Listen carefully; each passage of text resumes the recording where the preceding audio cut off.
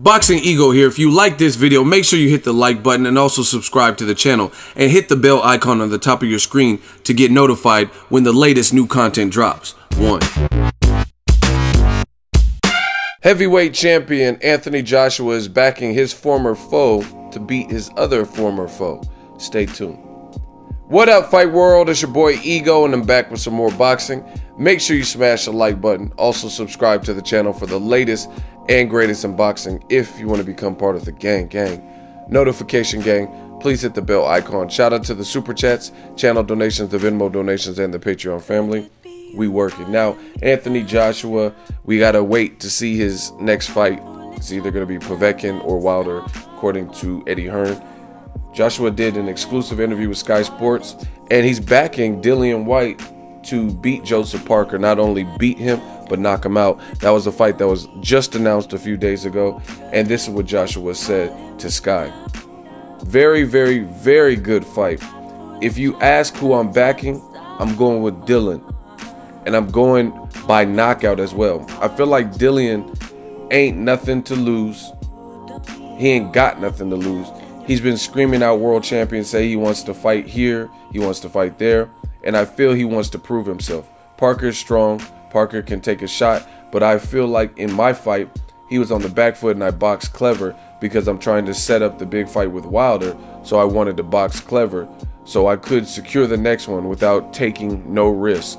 But I feel like Dillian has got nothing to lose, everything to gain. He's going to go in there guns blazing and try and knock out Parker ASAP, secure the win, and get the world title shot. So that's the commentary from Anthony Joshua, him breaking down the fight. I haven't really thought about the fight too much in terms of a fight prediction. I know it's a good fight, so that's most important. So shout out to Matchroom for getting this done, and Duco Events, I believe, represents Joseph Parker.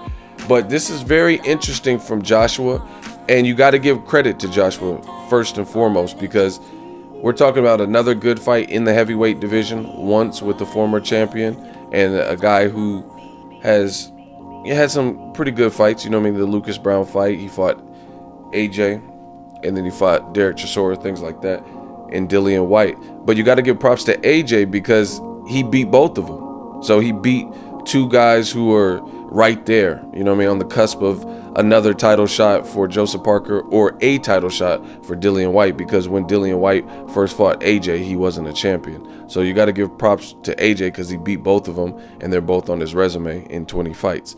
However, very interesting comments from AJ, seeing how he fought both of them. I think it's a really good fight, and that he's picking Dillian Whyte to do something that he didn't do.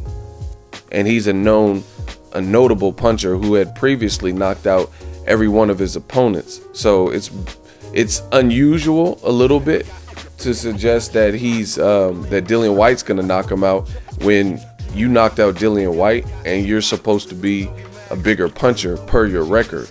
You know what I mean? So it's a little bit shocking, but I guess his standpoint is basically saying that he was trying to secure a Wilder fight, which it doesn't make sense, because why are you going to fight Povetkin next if you were really concerned about that in the Joseph Parker fight? Then why would you go through another guy? If you really wanted to just stay safe and not take any risk, then Povetkin is a risk. So that statement doesn't really make sense to me. But either way, if that's what he was really thinking, to me, I don't know. I don't really do that when people say, oh, my shoulder was messed up, my hand, like, you know what I mean? Sometimes when it's visible and you can see it, like, okay, his hand is clearly swollen. Like David Benavidez, he showed you his hand and he got the W. You know what I'm saying? So what does he have to lie for when you can physically look at his hand and see it's like gigantic compared to the other one? You know what I'm saying? So I take it with a grain of salt. But as far as AJ, I think he was just in there with a tricky and very crafty Joseph Parker. Joseph Parker was landing some good shots, some stinging shots, but he wasn't overly aggressive. You know what I mean? He was in there with the puncher, so he's trying to be smart and maybe at times a little bit more economical. I think that's what more so created issue with trying to create the knockout, because you look at Carlos Takam and the knockout wasn't coming easy there. So I think it's just really Anthony Joshua facing guys who were like slippery, and as a result, the knockouts didn't come hard or didn't come as easy and were harder to come by. But either way, he's picking Dillian Whyte. Like I said, it's a good fight. See, another thing you have to mention from, like, now that I'm thinking about the fight and breaking it down, you got to think about it like this, is Dillian Whyte's come forward aggression and him feeling himself, trying to get a world title, knocking out Lucas Brown.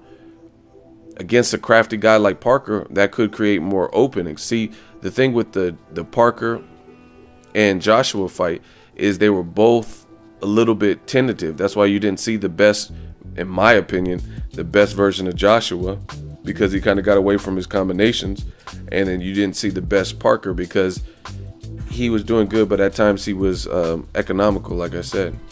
So me, I more so attribute Joshua's performance and not achieving the knockout to what Joseph Parker was doing. He was kind of changing levels, and he was putting his hands by his waist and stuff like that, and he was a moving target. So moving target and someone who's doing all that, always going to be harder than someone who's coming full throttle at you. So that's what makes the Parker and Dillian Whyte fight pretty good.